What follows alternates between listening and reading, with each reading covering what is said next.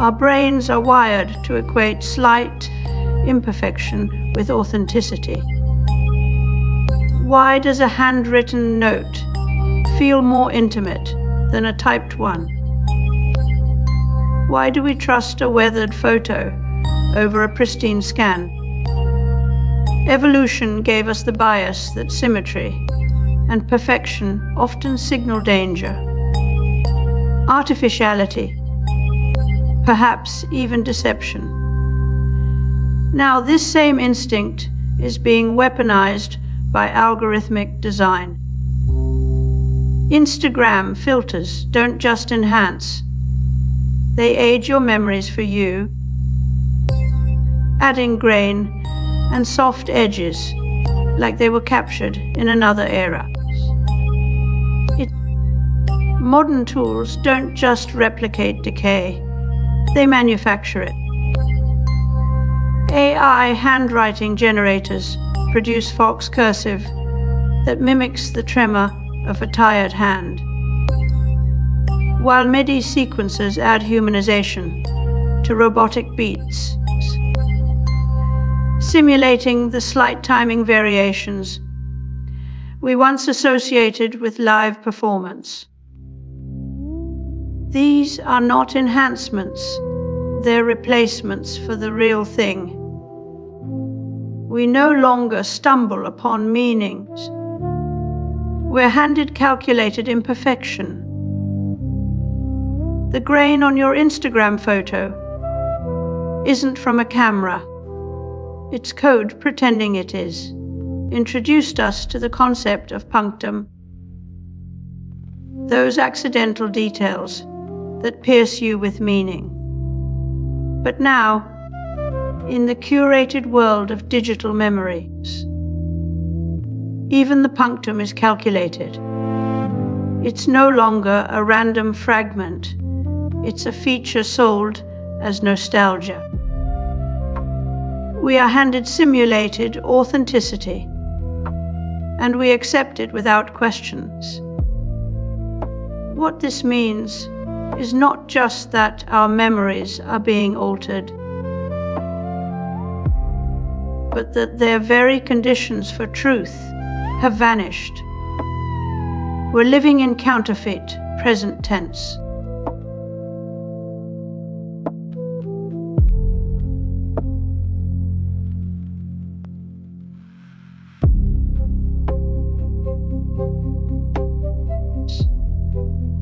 Memory has always been a fragile thing, faded photographs, unreliable witnesses. The gaps between what we experience and what we remember. But now we're outsourcing memory, not just to institutions, but to algorithms that don't forget. We no longer preserve history, we simulate it. The line between remembering and re-engineering is blurred beyond recognition. And in this new ecosystem of nostalgia, as product, authenticity becomes a byproduct of optimization. In this industry of memory, as commodity, the act of remembering is reduced to curation. We choose which parts of our past are worth archiving and which can be deleted. Nostalgia becomes a tool for engagement, not just emotion, but algorithmic incentive. The result: a world where experience itself is no longer necessary to feel authentic. We don't remember anymore. We render, and in doing so, we replace the messy, incomplete act of memory with something smooth, functional and efficient.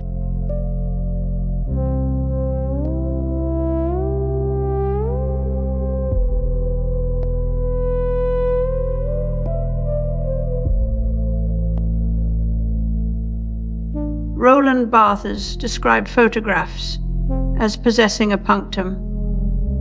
that small,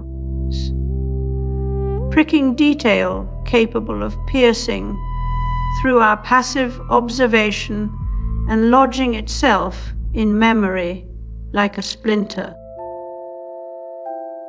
In analog photography, this punctum emerged naturally from the photograph's materiality, grain. Light leaks or dust all contributed to its authenticity. But today, algorithms simulate these textures with surgical precision, fabricating imperfections that mimic authenticity. The result is not just aesthetic mimicry, was made for just $2,000 in 2 months. The movie had no actual set. Every frame was born from code and trained datasets. This is the new frontier of nostalgia. Not a feeling tied to memory, but an aesthetic manufactured by machines. When we consume these films, we experience something that feels familiar yet entirely alien. There's no punctum here, because there never was one. It's all algorithmic embroidery over a blank canvas. And with every AI movie made this way, the line between recollection and fabrication, until neither side is quite real. In a world where every photograph can be doctored, we lose our ability to distinguish between what was and what might have been. Fathers argued that the power of a photo lies in its having been there. But when that past is algorithmically reconstructed, it becomes an illusion of authenticity without substance. If everything looks real, nothing may actually be. This isn't just aesthetic fatigue, it's epistemic despair. We've lost not only trust in images, but in the very possibility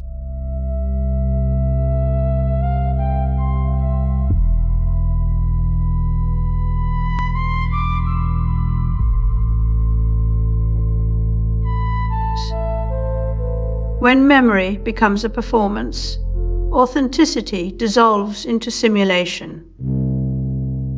Today, we no longer remember. We construct versions of ourselves through filters, algorithms, and curated nostalgia. The past is not preserved, but staged for consumption, filtered through the lens of what feels emotionally appropriate, rather than historically accurate.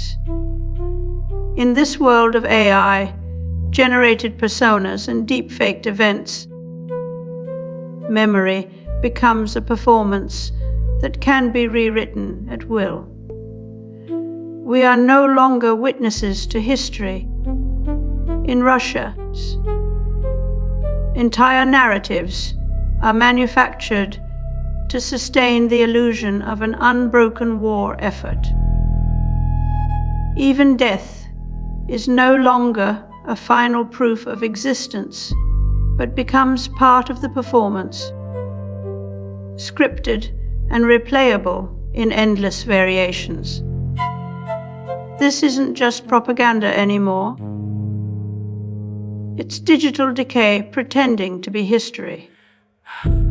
When the line between real and fake collapses, we are left with a world where memory is not personal. It belongs to whoever controls the algorithm that curates it. Baudrillard warned us, power itself becomes a performance. We now live in that warning. Every memory is no longer a trace of who we were, but a projection of who we want to seem. And with AI generating lifelike simulations of people who never existed or lived centuries ago, the final proof of existence, death, is now being faked. The self is no longer an entity. It's a script waiting for its next rewrite.